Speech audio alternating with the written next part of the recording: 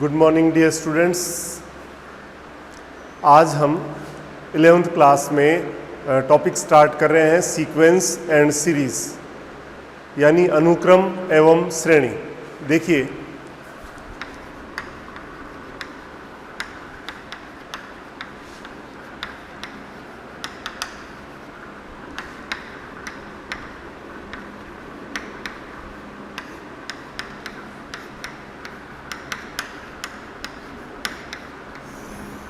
अनुक्रम एवं श्रेणी, इसके बारे में बात करना चाह रहे हैं। इसमें देखिए, सबसे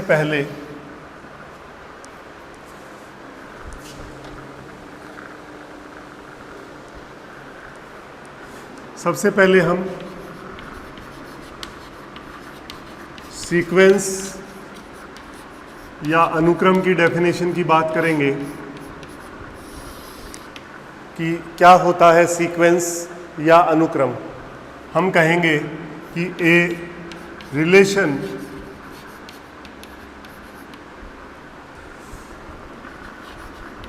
whose domain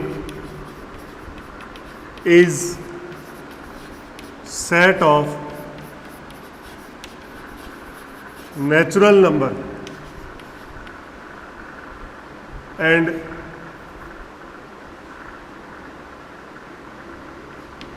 is called sequence।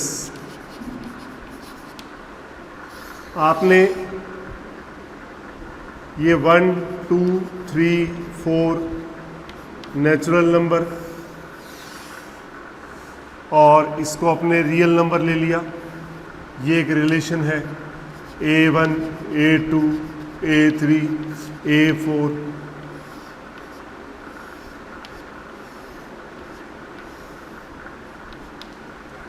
ये इस तरह से अपन ने, और जो आगे है वो डोमेन या प्रांत होता है, और ये रेंज या परिसर। नॉर्मली हम कहें कि प्रांत का मतलब है जो वैल्यू हम पुट करते हैं वो प्रांत या डोमेन, और जो वैल्यू पुट करने के बाद जो वैल्यू हमारे को मिलती है वो होती है रेंज या परिसर। तो हमने कहा कि ऐसा संबंध जिसका प्रांत प्राकृत संख्याओं का समुच्चय n हो वो सीक्वेंस होता है। अब इसके अंदर अगर रेंज जो है, अगर रियल नंबर्स है तो ये रियल सीक्वेंस होगा, अगर ये रेंज कॉम्प्लेक्स नंबर है तो ये कॉम्प्लेक्स सीक्वेंस होगा। हम कह सकते हैं if range is set of real number then it is called real sequence। यानी परिसर जो है वो वास्तविक संख्याओं का समुच्चय हो तो वो क्या कहलाएगा? वास्तविक अनुक्रम। और इधर मैं लिखता हूं if range is set of complex number then it is called complex sequence। अगर परिसर जो है वो अगर सम्मिश्र संख्याएं हैं तो वो क्या कहलाएगा? सम्मिश्र अनुक्रम। और परिसर या रेंज रियल नंबर्स है तो वो रियल सीक्वेंस होगा। हम कह सकते हैं कि sequence is denoted by an, और इससे रिप्रेजेंट कर सकते हैं या ऐसे लिख सकते हैं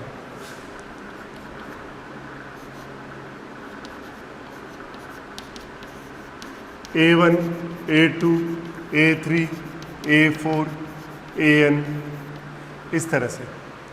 अब एग्जाम्पल लेते हैं हम। देखिए 1, 2, 3, 4, 5 ये तो नेचुरल नंबर है R।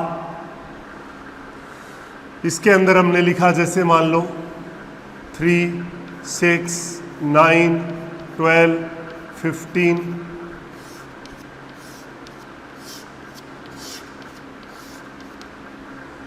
तो ये डोमेन है, ये रेंज है, प्रांत और परिसर।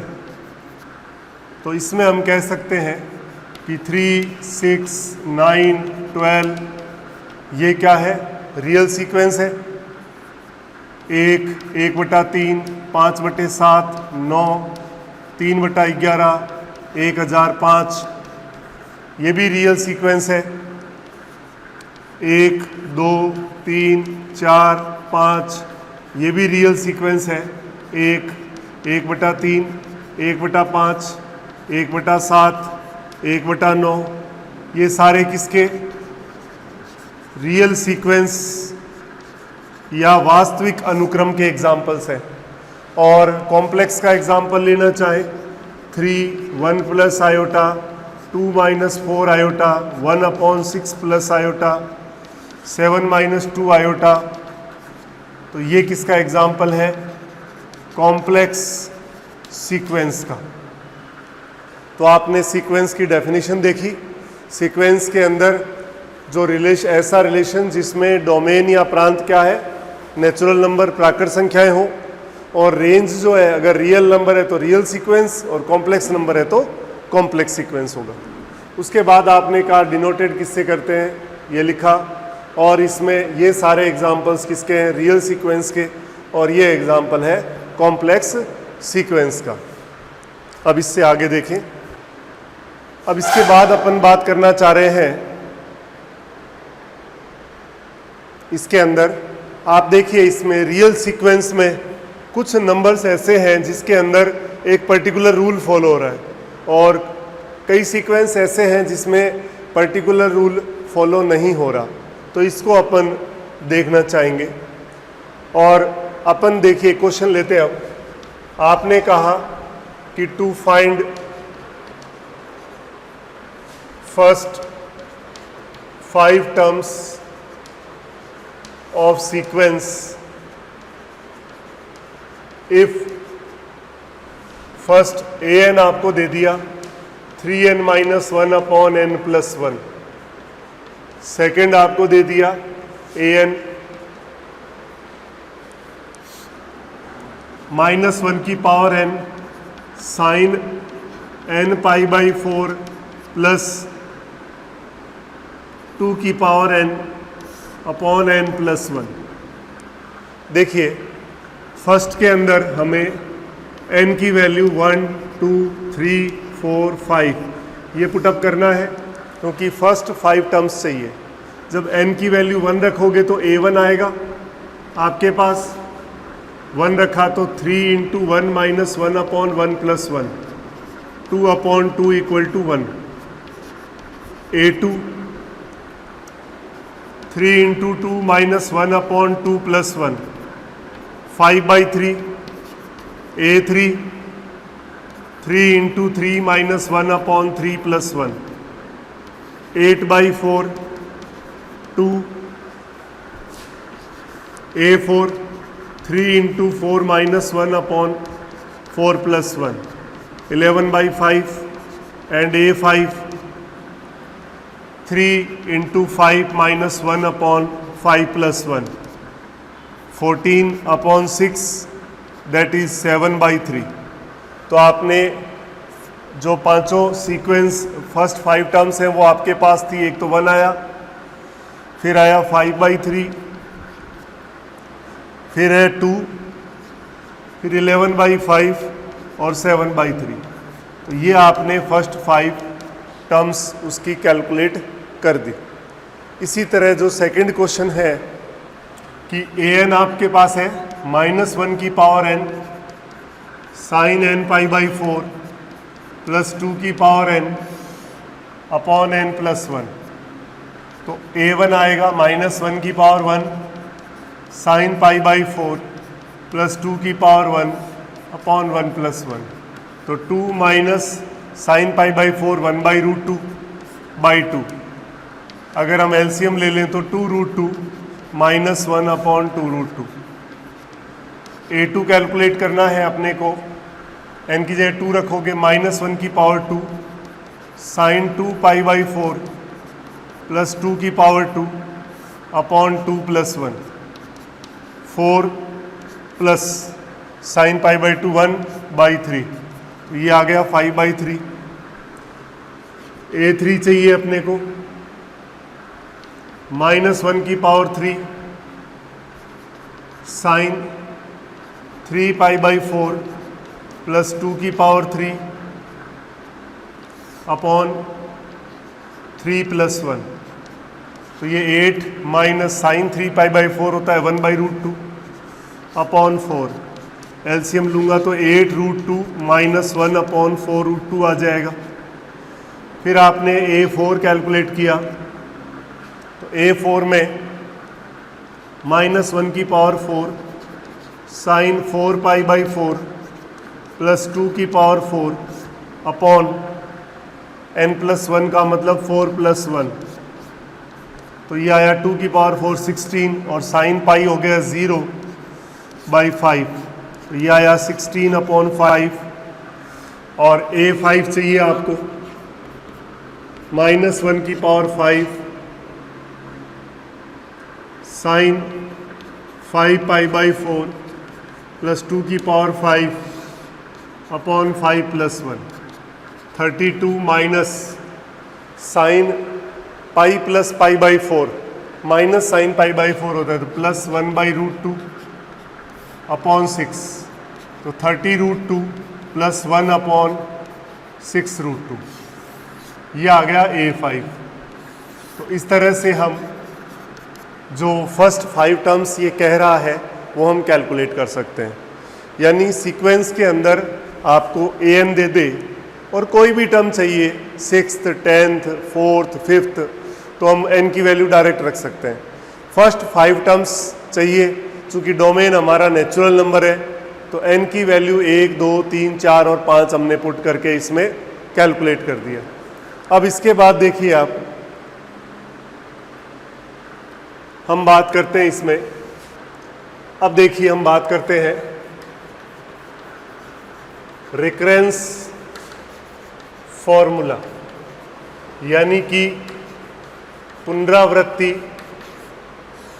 सूत्र।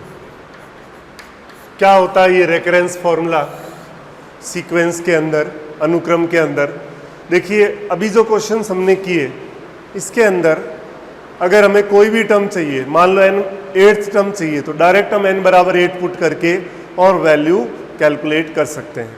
लेकिन कुछ क्वेश्चंस ऐसे हैं जिसमें अगर आपको मान लो कोई टर्म चाहिए तो डायरेक्ट नहीं कैलकुलेट होगी, उसके लिए हमें उसकी प्रीवियस टर्म्स को पहले कैलकुलेट करना पड़ेगा। एग्जाम्पल से देखिए, इफ an+1 इक्वल टू या an+2 equal to 2an - 3an+1 and a1 की वैल्यू आपको 1 दे दी और a2 की वैल्यू 2 दे दी। टू फाइंड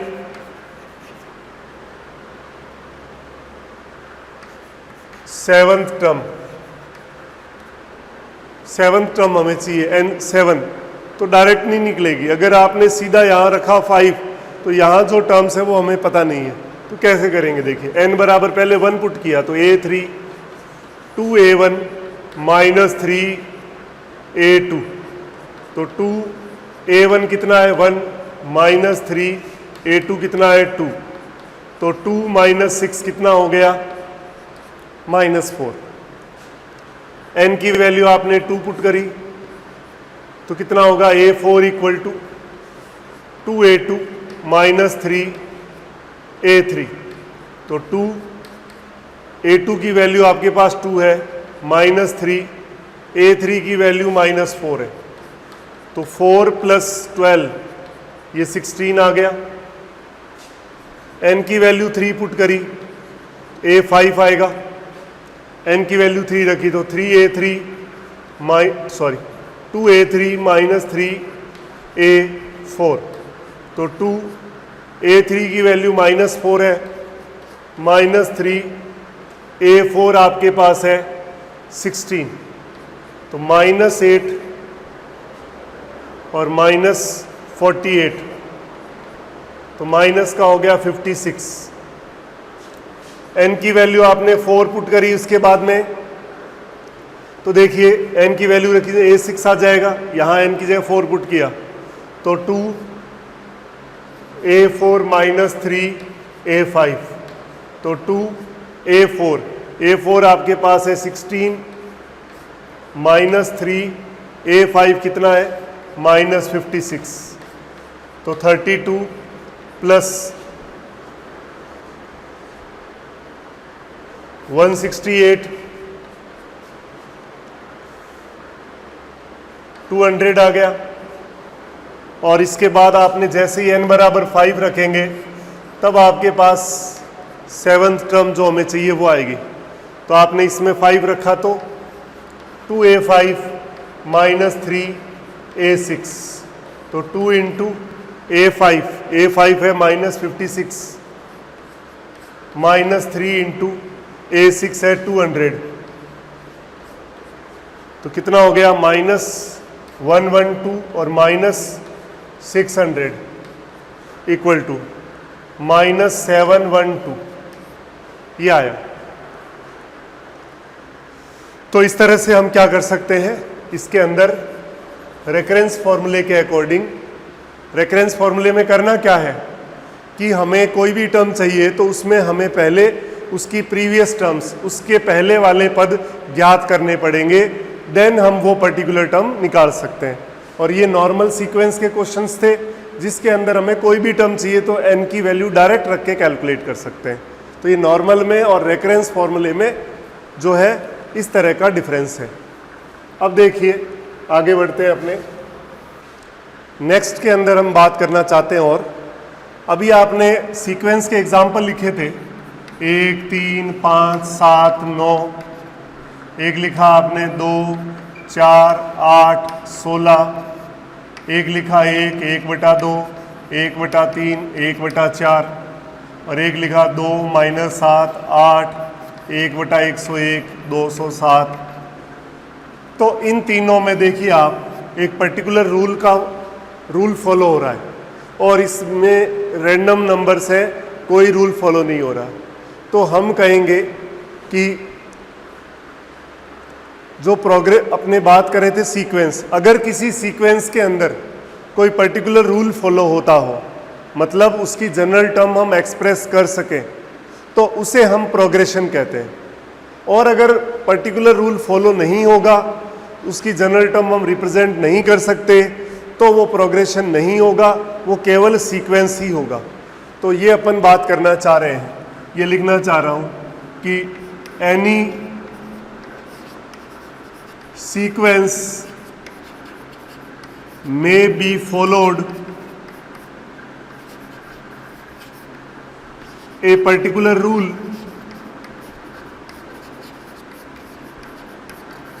or may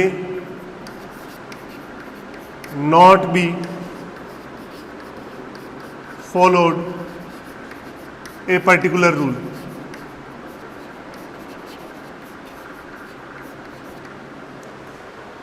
कि कोई भी सीक्वेंस एक रूल को फॉलो कर भी सकता है और ना भी करे। If A sequence may followed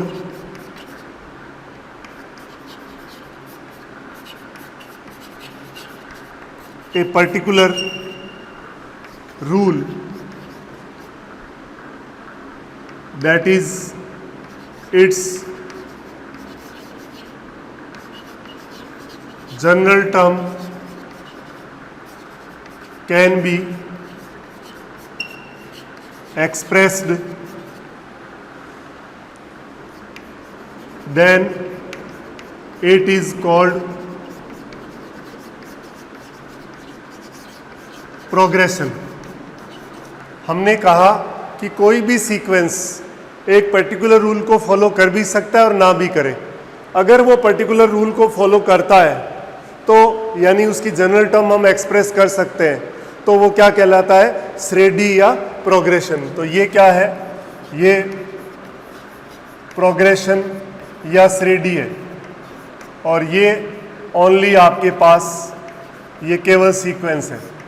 यानी हर एक प्रोग्रेशन सीक्वेंस होगा, लेकिन हर एक सीक्वेंस का प्रोग्रेशन होना कंपलसरी नहीं है, ये हमें ध्यान रखना है। अब हम बात करते हैं प्रोग्रेशन के बारे में। तो हमने प्रोग्रेशन की डेफिनेशन की बात करी, अब हम बात करेंगे प्रोग्रेशन जनरली 3 टाइप की है, AP, GP and HP.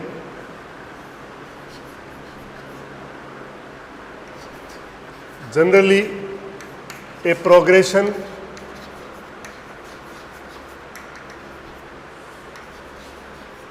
Are in 3 types,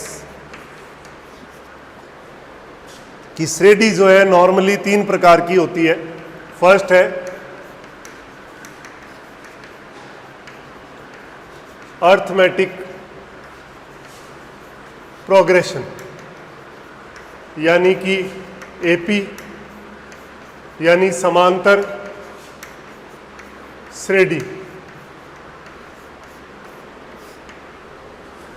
दूसरा है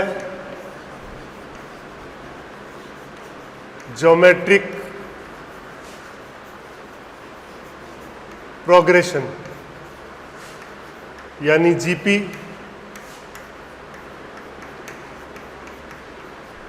गुणोत्तर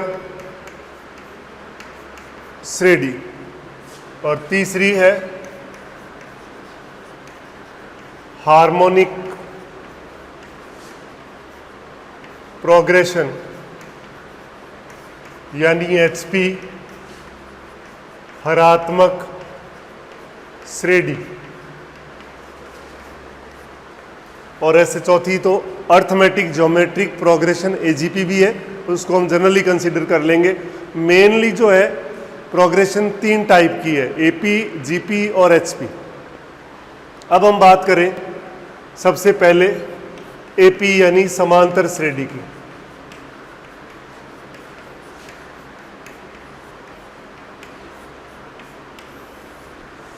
क्या होती है समांतर श्रेणी या अर्थमेटिक प्रोग्रेशन? आपने कहा ए sequence A1, A2, A3, AN is said to be an AP if A2 minus A1, A3 minus A2, A4 minus A3, AN minus AN minus 1 equal to constant. A sequence A1, A2, A3 is said to be an AP if A2 minus A1, A3 minus A2, A4 minus A3, AN minus AN minus 1 equal to constant. मतलब इसका meaning ये है कि कोई भी sequence AP कब होगा, जब ईच टर्म और उसके प्रीवियस टर्म का डिफरेंस हमेशा क्या हो, कांस्टेंट हो। कोई भी अनुक्रम समांतर श्रेणी कहलाएगा यदि उसके प्रत्येक पद और उसके पूर्व पद का अंतर जो है वो हमेशा अचर हो, तो वो क्या कहलाएगा, समांतर श्रेणी कहलाएगा। और कह सकते हैं and this constant difference is called common difference.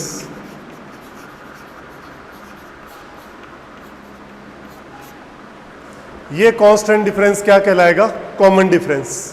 Example ले हम 1, 3, 5, 7, 9, ये एपी का एग्जाम्पल है। नेक्स्ट एग्जाम्पल है 10, 8, 6, 4, 2 और थर्ड एग्जाम्पल है 3, 3, 3, 3, इस तरह से। इसमें आप देखिए जो कॉमन डिफरेंस है D 3 - 1, 5 - 3, 7 माइनस 5, 9 माइनस 7, 2 आ रहा है पॉजिटिव। इसमें डी देखा 8 minus 10, 6 minus 8, 4 minus 6, 2 minus 4, minus 2 आया नेगेटिव, और इसमें डी आया 3 माइनस 3 इक्वल टू 0। देखिए इसमें जब डी पॉजिटिव था तो ये नंबर देखो इंक्रीज हो रहा है, तो इसको हम कहेंगे increasing AP.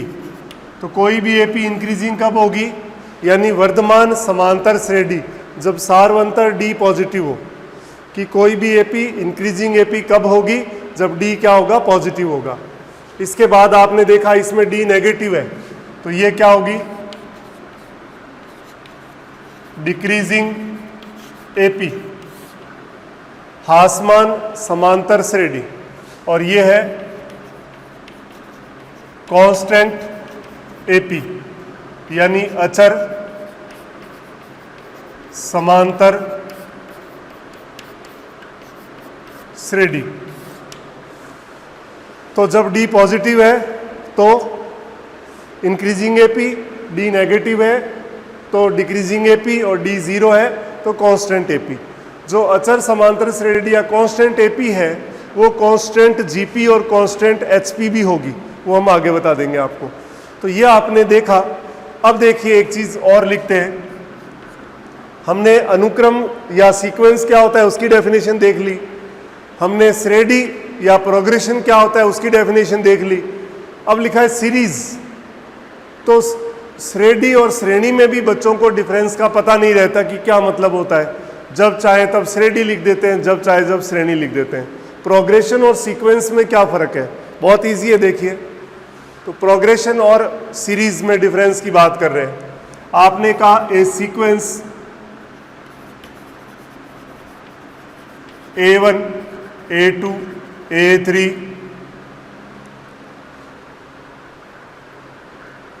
is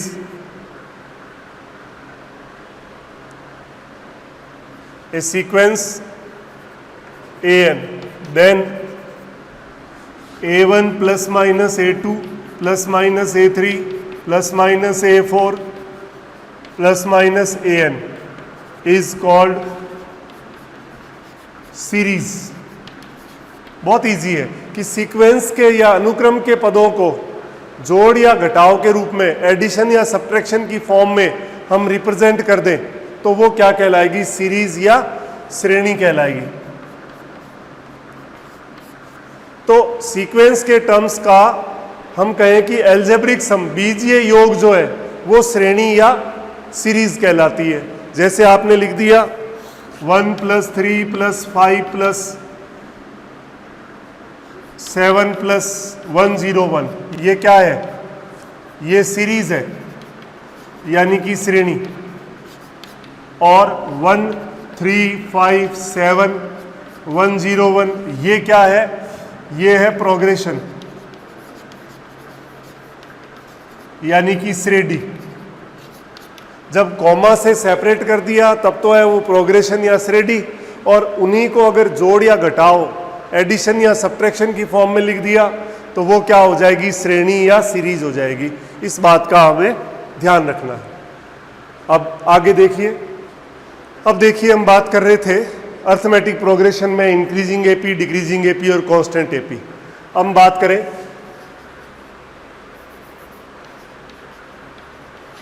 standard form of AP, समांतर श्रेणी का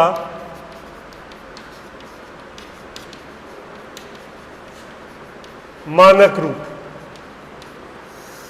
तो समांतर श्रेणी का मानक रूप या स्टैंडर्ड फॉर्म ऑफ एपी क्या होगा, देखिए a + d, a + 2d, a + 3d, a + n-1 × d, a + nd, ये इस तरह से चल रहा है। a क्या है यहाँ पे, फर्स्ट टर्म यानी प्रथम पद, और d क्या है, d है कॉमन डिफरेंस यानी सार्व अंतर।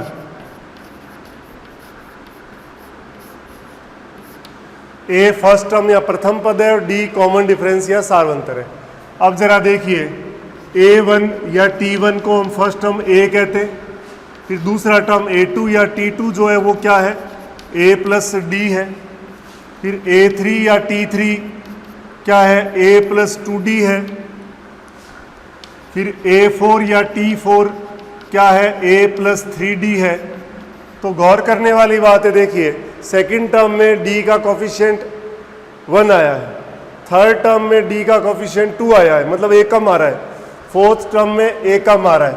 तो AN या TN क्या हो जाएगा, A plus N minus 1 into D। ये इसकी हो जाएगी जनरल टर्म या व्यापक पद। ये समांतर श्रेणी या अर्थमेटिक प्रोग्रेशन की जनरल टर्म AN या TN, A plus N minus 1 into D। इसमें AN क्या है, nth टर्म फ्रॉम स्टार्टिंग या बिगिनिंग, और A आपको बता ही दिया फर्स्ट टर्म है, और D आपको बता ही दिया, इसका मतलब है आरंभ से nवां पद, आरंभ या प्रारंभ से nवां पद है। A फर्स्ट टर्म हो गया, D है कॉमन डिफरेंस, सार्वंतर, और ये प्रथम पद, और n का मतलब है वहां पद जो पद हमें कैलकुलेट करना है, विच टर्म वी कैलकुलेट। तो ये अपने पास फॉर्मूला है। अब अगर टोटल n टर्म्स ही हैं किसी सीरीज के अंदर या किसी सीक्वेंस के अंदर या प्रोग्रेशन में, टोटल n पद ही है, n टर्म्स ही हैं, तो जो nth टर्म है, लास्ट टर्म, उसको हम क्या कह सकते हैं, L से भी रिप्रेजेंट कर सकते हैं। L का मतलब होता है लास्ट टर्म यानी अंतिम पद।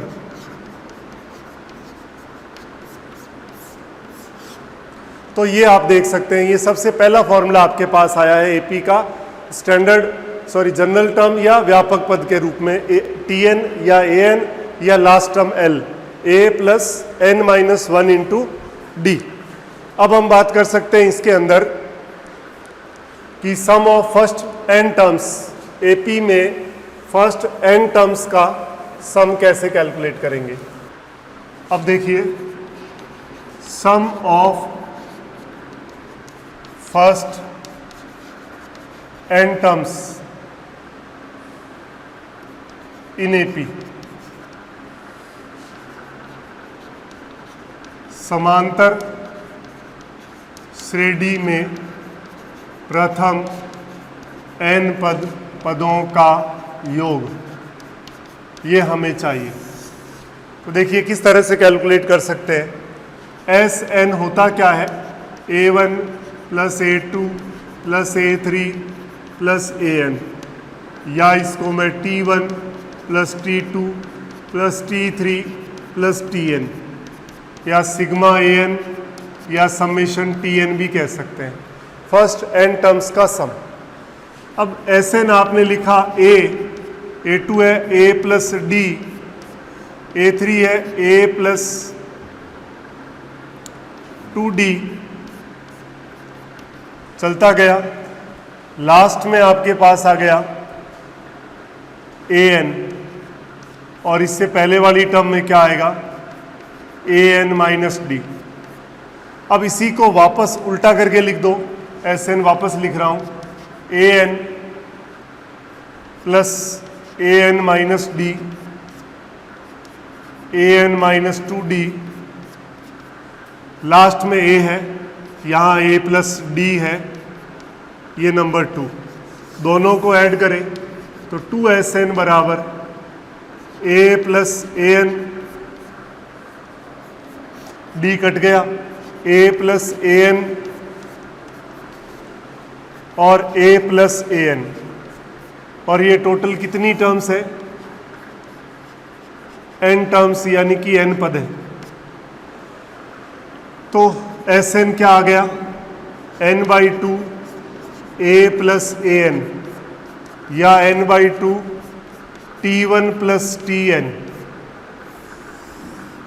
तो हमने देखा कि अगर हमें पहला और लास्ट टर्म पता है तो n टर्म्स का फॉर्मूला एक तो ये है, दूसरा S N equal to n/2 पड़ा है, t1 की जगह a रख दिया, और tn क्या होता है? a plus n-1 into D, n/2 2a plus n-1 into D. ये आपके पास फॉर्मूला किसका आ गया? एस एन का। एस एन है n/2 2a plus n-1 into D. तो ये हो गया फर्स्ट n टर्म्स का सम कैसे कैलकुलेट करते हैं वो हमने इसमें देख लिया है। अब देखिए एक एग्जाम्पल करते हैं। एग्जाम्पल में आपने कहा 1 5 9 40th टर्म बताइए क्या होगा। दूसरा क्वेश्चन लिया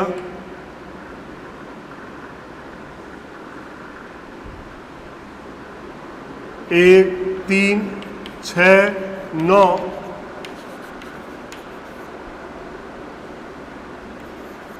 तो ये पूछ लिया कि ये टर्म कौन सा है।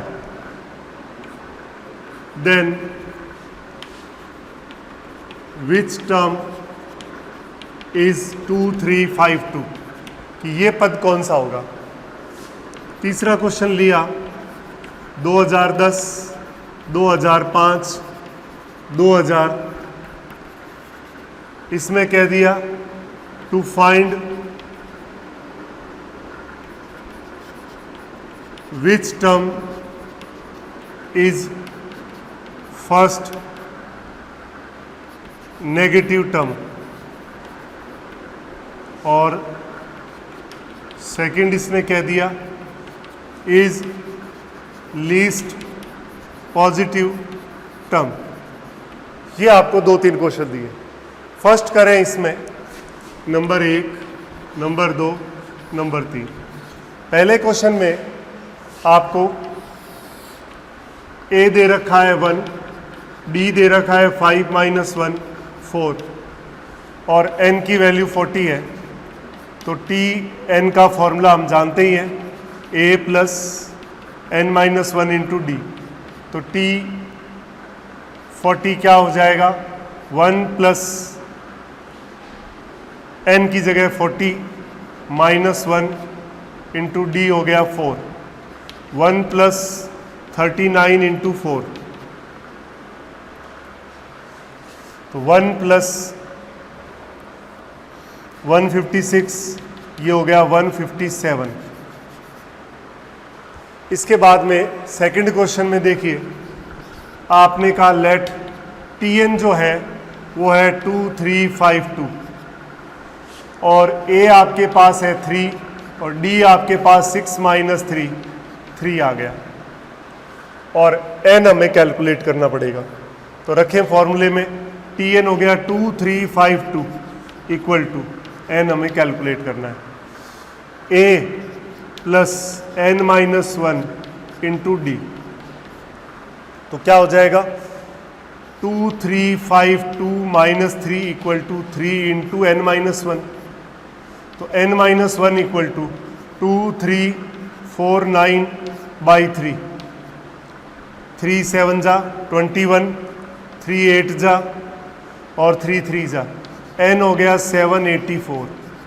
तो हमें पता लग गया कि कौन सी टर्म है 7, ये 2 3 5 2 जो है स्टार्टिंग से 784th टर्म है। और इसके बाद एक क्वेश्चन और है, ये भी देख लीजिए आप। इसके अंदर अपने पास A है 2010, D है 2005 - 2010 -5। अब ये कह रहा है कि which term is first negative term. Let Tn less than 0, a plus n minus 1 into d less than 0, 2010 plus n minus 1 into minus 5 less than 0, 2010 minus 5n plus 5 less than 0, तो 2015 less than 5n, तो n greater than 2015/5, n greater than 403, 5 से divide कर दिया 403, तो n चूंकि natural number है तो 403 से बड़ा 404 हो जाएगा। तो आप कह सकते हो कि T404 जो है फर्स्ट नेगेटिव टर्म होगी। और सेकंड क्वेश्चन, सेकंड पार्ट इसका लीस्ट पॉजिटिव नंबर कह रहे हैं। तो आपने कहा Tn ग्रेटर देन 0, तो Tn ग्रेटर देन 0 के अंदर क्या आया, 2015 माइनस 5n ग्रेटर देन 0 आ जाएगा। तो आप कह सकते हो कि 5n less than 2015, n less than 403, तो n की वैल्यू से जस्ट लेस क्या होगी, 402। तो आप कह सकते हो T402 जो है फर्स्ट पॉजिटिव नंबर होगा, मतलब लीस्ट पॉजिटिव नंबर। तो 402वां पद सबसे छोटा धनात्मक संख्या होगी और पहली ऋणात्मक पद जो है वो 404वां होगा। तो इस तरह से हम क्या कर सकते हैं कि इसके रिलेटेड क्वेश्चंस कर सकते हैं। आज हमने केवल सीक्वेंस, सीरीज़ और प्रोग्रेशन की बेसिक डेफिनेशन देखी है और Tn और Sn कैलकुलेट किया है। बाकी इसके बाद आगे का अपन कल देखेंगे। Thank you.